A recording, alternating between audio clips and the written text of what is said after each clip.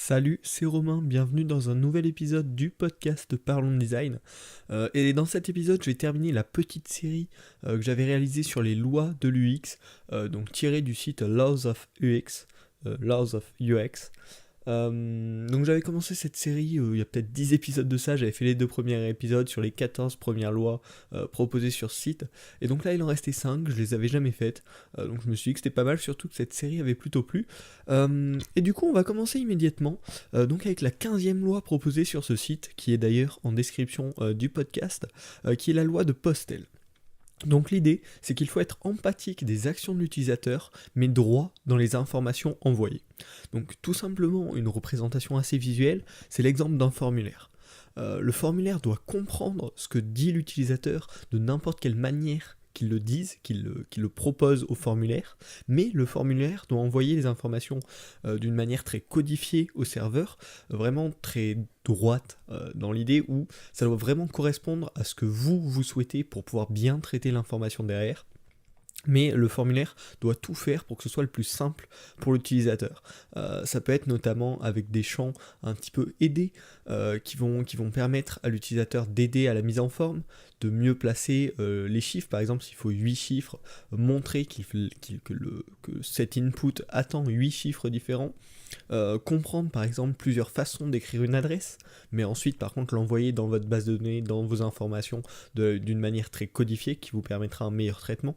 Donc voilà, ça c'est la loi de Postel et c'est vraiment très important, notamment à appliquer dans les formulaires. Je vois pas d'autres endroits où ce soit aussi important. La 16e loi, c'est celle appelée Serial Position Effect, qui dit l'utilisateur a une facilité pour se souvenir du premier et du dernier élément d'une série. Donc bon, là la mise en application est très simple, c'est que du coup les éléments moins importants, il vaut mieux les placer au milieu d'une série ou tu vois d'une collection d'éléments, parce que finalement l'utilisateur se rappellera beaucoup mieux du premier élément et du dernier élément. On peut peut-être étendre ça aux 2-3 premiers éléments et aux 2-3 derniers éléments, mais il faut vraiment se garder en tête tout le temps quand on va designer une collection d'éléments, que les éléments du milieu seront beaucoup moins regardés et beaucoup moins mémorés que les éléments en fin. Donc ça peut s'appliquer à des listes de produits par exemple, à des listes d'articles, à des listes d'informations.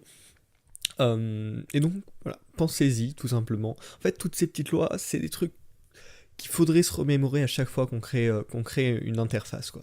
Qu'est-ce qui est important, et puis au final pour les garder en tête et les appliquer assez intuitivement, mais finalement pour une meilleure expérience utilisateur, il faudrait suivre cette Serial Position Effect, et même pour des intérêts économiques pour vous, c'est-à-dire pour mieux vendre le premier produit par exemple, ou pour que le premier article soit reste mieux dans la mémoire de l'utilisateur de votre site. Ensuite, la 17e loi, c'est la loi de Tesler, qui s'appelle également la loi de conservation de la complexité. Et l'idée, c'est qu'il y a une certaine quantité de complexité qui est inévitable sur tout système. C'est-à-dire, pour faire une certaine action, il va y avoir un niveau de complexité minimum que vous ne pourrez pas réduire. À un moment, si vous demandez le nom de votre utilisateur, il va être obligé de le taper ou de le dire, mais vous ne pourrez pas enlever cette étape. À part si y a des trucs spéciaux, genre si vous avez accès déjà à d'autres comptes, à d'autres infos, bref. Mais globalement, ça ne peut pas se réduire. Et donc là, l'idée, j'ai eu un peu de mal au début à comprendre comment on pouvait appliquer cette loi à nos designs, mais tout simplement l'idée c'est d'essayer de le minimiser à chaque fois, cette complexité minimale, d'arriver à cette complexité minimale pour tout ce qu'il y a dans votre application, dans votre site web, dans votre service.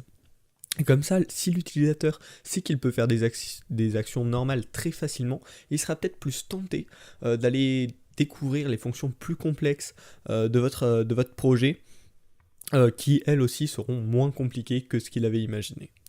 Ensuite, la 18e loi, l'avant-dernière proposée sur site, c'est l'effet von Rustorff, également appelé effet d'isolation, et qui dit quand il y a plusieurs objets similaires, celui qui diffère sera bien plus enregistré, mémoré par l'utilisateur.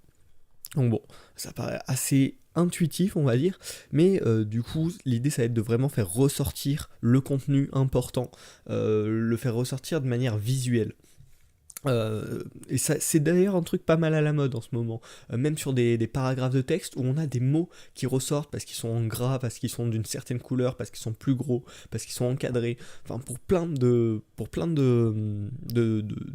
d'effets de style différents. Et ça se retrouve pas mal hein, sur les dernières tendances, notamment sur pas mal de portfolios, avec en gros des mots-clés qui ressortent.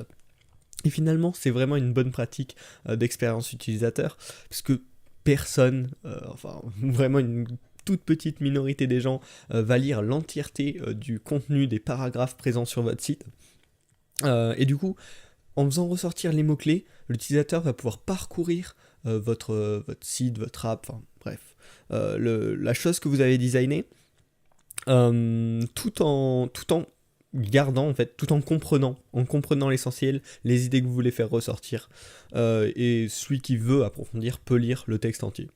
Donc ça peut notamment se faire par rapport à des collections d'objets asymétriques, du coup avec des objets plus gros que d'autres, qui vont du coup mieux ressortir, le texte non monotone, comme je t'en ai parlé, donc des paragraphes avec des mots qui ressortent beaucoup. Et ça c'est vraiment quelque chose qui par le passé, et notamment avec le material design, se faisait pas, et qui est en train de se faire de plus en plus, et qui finalement est une excellente pratique au niveau de l'expérience utilisateur. Après, il faut savoir bien le gérer au niveau du style pour pas que ça fasse brouillon. Et donc on va passer à la dernière loi, et à la fin de cette série qui aura mis peut-être 4 mois à se finir, étant donné la pause que j'ai faite, qui est l'effet Zeigarnik. Donc bon là j'ai pas été aidé sur le nom, qui dit les utilisateurs se rappellent mieux des tâches interrompues ou non terminées que celles finies. Donc là l'idée c'est que si l'utilisateur a un souci avec une action qu'il a voulu lancer mais qui a bugué mais qu'il n'a pas eu d'indication, il va beaucoup mieux s'en souvenir que toutes les actions précédentes qui se sont bien passées. Et c'est pour ça qu'il faut mettre des efforts sur l'indication de la réalisation d'une tâche afin d'éviter que l'utilisateur ait un souvenir négatif d'une tâche qui ne s'est pas terminée. Avec un indicateur de progression, l'utilisateur va voir que c'est en train d'évoluer, qu'il est en train de se passer quelque chose, et ne va pas donc croire qu'il y a eu un souci, et va comprendre que tout s'est bien passé, et du coup ne gardera pas en mémoire cette mauvaise expérience d'attente, ou en tout cas moins que s'il n'avait pas eu d'indication du tout, et qu'il croyait que ça avait juste échoué. Donc ça paraît un petit peu logique, je vous en ai parlé aussi je pense dans d'autres podcasts, des indications de progression, mais c'est vraiment super important pour que l'utilisateur comprenne ce qui se passe et n'ait pas peur de l'échec. Donc je pensais qu'il y avait une 20e loi quand j'ai préparé le podcast, mais pas du tout. Du coup on va s'en arrêter là. Le site Laws of UX, donc, qui regroupe là ces 19 lois dont je vous ai parlé sur 3 podcasts différents, je vous mettrai les 2 premiers épisodes dans les liens des notes du podcast ou de la description sur YouTube. Parce que vraiment c'est plutôt intéressant, et si on arrive à appliquer ces 19 lois, on va finir avec une expérience utilisateur bien améliorée par rapport à si on faisait un petit peu au talent comme ça. Donc je vous conseille de vous renseigner. Tout n'est pas de première utilité hein, dans les lois qui sont proposées, mais ça se rattachera sûrement à un de vos futurs projets. C'est pour ça que je vous conseille d'écouter ça. Moi ça m'a pas mal intéressé. Il y a plein de bonnes idées, il y a des trucs un peu bateaux, mais il y a des trucs très intéressants. Donc voilà, j'espère que ce podcast t'a plu. Tu peux t'abonner pour suivre les prochains épisodes, et puis tu peux le partager sur les réseaux sociaux avec tes amis que ça pourrait intéresser. Ce serait super pour le podcast, ça permet de le faire grandir.